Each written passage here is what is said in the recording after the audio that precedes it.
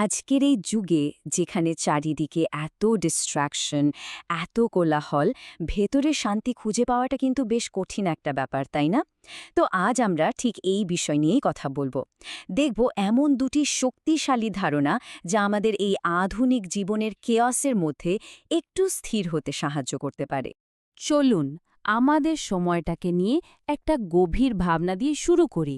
দেখুন, চারপাশে কত কিছু, কত জাগতিক জিনিস, কিন্তু তারপরেও ভেতরে একটা অদ্ভুত শূন্যতা কাজ করে।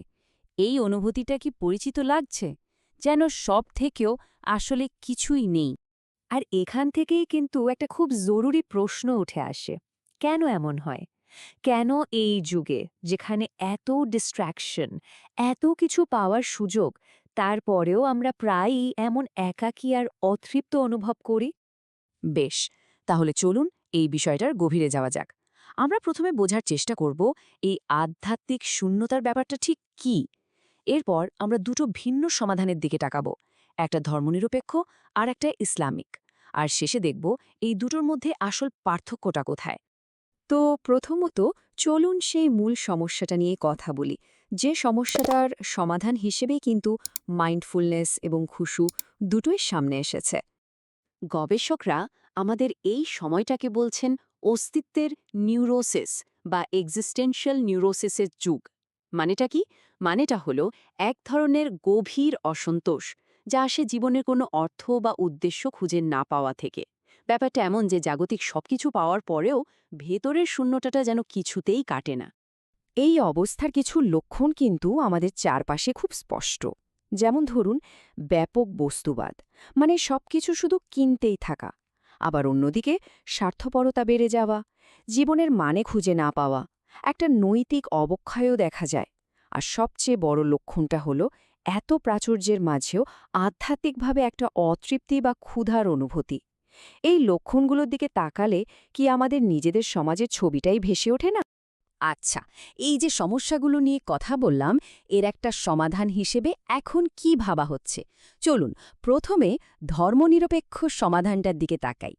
এমন কিছু কৌশল যা আধুনিক সাইকোলজি আর কালচারে এখন খুবই জনপ্রিয়। মাইন্ডফুলনেস শব্দটা আমরা প্রায়ই শুনি। এর মূল আইডিয়াটা হলো কোনো কিছুকে ভালো বা খারাপ এই জাজমেন্ট না করে ঠিক সেই মুহূর্তে নিজের চিন্তা, আবেগ আর অভিজ্ঞতাগুলোকে খেয়াল করা। এটা অনেকটা আপনার মনের ভেতর কি চলছে সেটার একজন নিরপেক্ষ দর্শক হয়ে যাওয়া, স্রোতে গা না ভাসিয়ে পাড়ে দাঁড়িয়ে স্রোতটাকে দেখা। আর মাইন্ডফুলনেসের সাথেই আরেকটা কনসেপ্ট চলে আসে, সেটা হলো মিনিমালিজম। জাপানি লেখক ফুমিও সাসাকি এটাকে জনপ্রিয় করেছেন। আইডিয়াটা খুব সহজ, অপ্রয়োজনীয় জিনিসের বোঝা থেকে নিজেকে মুক্ত করা। বিশ্বাসটা হলো বাইরের ক্লাটার কমলে ভেতরের ক্লাটার বা মানসিক বিশৃঙ্খলাও কমে আসে, আর তাতে শান্তি মেলে। তাহলে দেখুন, এই ধর্মনিরপেক্ষ পথটার মূল ভিত্তি কি? ১. নিজের চিন্তাগুলোকে কোনো বিচার ছাড়াই দেখা। ২. অপ্রয়োজনীয় জিনিস কমিয়ে মানসিক চাপ কমানো। আর সব মিলিয়ে বস্তুগত জিনিসের চেয়ে অভিজ্ঞতাকে বেশি গুরুত্ব দেওয়া। পুরো ফোকাসটাই কিন্তু নিজের ভেতরের শান্তি আর ব্যক্তিগত ভালো থাকার উপর। বেশ, এতক্ষণ তো আমরা ধর্মনিরপেক্ষ সমাধানটা দেখলাম।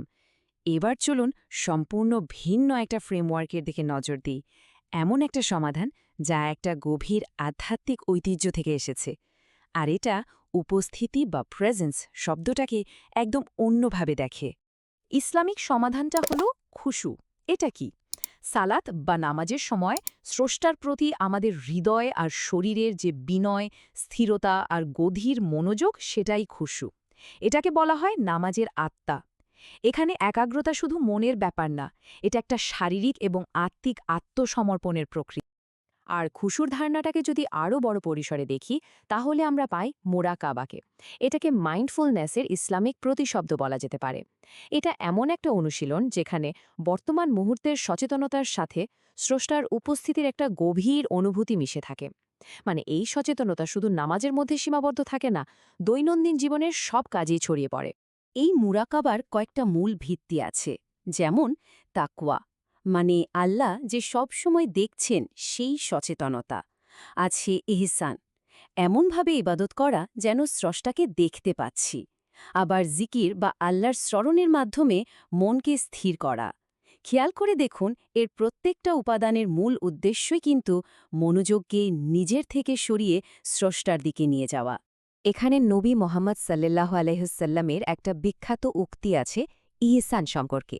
তিনি বলছেন, আল্লাহর ইবাদাত এমনভাবে করো যেন তুমি তাকে দেখছ, আর যদি তুমি তাকে নাও দেখো, তিনি অবশ্যই তোমাকে দেখছেন। এই যে তিনি আমাকে দেখছেন, এই অনুভূতিটা, এটাই কিন্তু মূল পার্থক্য গড়ে দেয়। চলুন সামনে দেখি কিভাবে। তাহলে আমরা কোথায় এসে দাঁড়ালাম?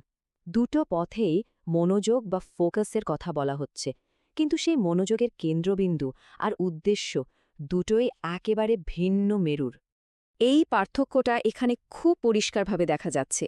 দেখুন, আধুনিক মাইন্ডফুলনেসের কেন্দ্রবিন্দুকে আমি নিজে, আমার শ্বাস-প্রশ্বাস, এই মুহূর্তটা, আর এর লক্ষ্য হল মানসিক চাপ কমানো। এটা পুরোপুরি মানবকেন্দ্রিক। অন্যদিকে ইসলামিক খুশুর কেন্দ্রবিন্দুকে স্রষ্টা, লক্ষ্য হল তার সাথে সংযোগ স্থাপন। এটা স্রষ্টাকেন্দ্রিক। একটার ফল সাময়িক প্রশান্তি, আরেকটার ফল অনন্তকালের শান্তি বা সাকিন। চলুন এবার আমাদের আলোচনার শেষ ধাপে যাওয়া যাক, কৌশল বনাম রূপান্তর। এই আইডিয়াটা বোঝার চেষ্টা করি। এটা আমাদের একাগ্রতার আসল উদ্দেশ্যটা বুঝতে সাহায্য করবে।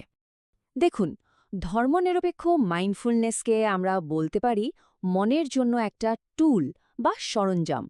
এটা আধুনিক জীবনের স্ট্রেস ম্যানেজ করার একটা দারুণ কৌশল। অন্যদিকে ইসলামিক খুশু কিন্তু শুধু একটা কৌশল নয়, এটা আত্মার একটা অবস্থা। এটা স্রষ্টার সাথে আর এই বাস্তবতার সাথে আমাদের সম্পর্কটাকেই পুরোপুরি বদলে দেওয়ার একটা পথ। এই পার্থক্যটাকে একটা চমৎকার ধারণা দিয়ে বোঝানো যায়, অডিয়েন্স এফেক্ট। মাইন্ডফুলনেস হল নিজের চিন্তাগুলোকে লক্ষ্য করা। আপনি এখানে পর্যবেক্ষক। আর খুশু হল এটা লক্ষ্য করা যে আপনার এই চিন্তাগুলোর যিনি স্রষ্টা, তিনি আপনাকে পর্যবেক্ষণ করছেন। এখানে আপনাকে পর্যবেক্ষণ করা হচ্ছে। একটাতে ফোকাস নিজের দিকে, আরেকটাতে নিজের বাইরে, ঊর্ধ্বে। ব্যাপারটা ছোট মনে হলেও এর প্রভাব কিন্তু বিশাল। সুতরাং চূড়ান্তভাবে বলা যায়, একটা চর্চা মনকে শান্ত করার জন্য, আর অন্যটা আত্মাকে রূপান্তরিত করার জন্য। তাহলে শেষ প্রশ্নটা এটাই, এই যে চারপাশে এত বিক্ষিপ্ততা, এর মধ্যে আমরা যে উপস্থিত থাকতে চাই, একাগ্র হতে চাই, সেটা ঠিক কিসের জন্য? কারণ একাগ্রতার আসল মূল্য শুধু মনোযোগ দেওয়ার ক্ষমতায় নয়, বরং আমরা আমাদের মনোযোগের কেন্দ্রবিন্দু হিসেবে কাকে বা কিকে বেছে নিচ্ছি, তার উপরেই সবকিছু নির্ভর করে।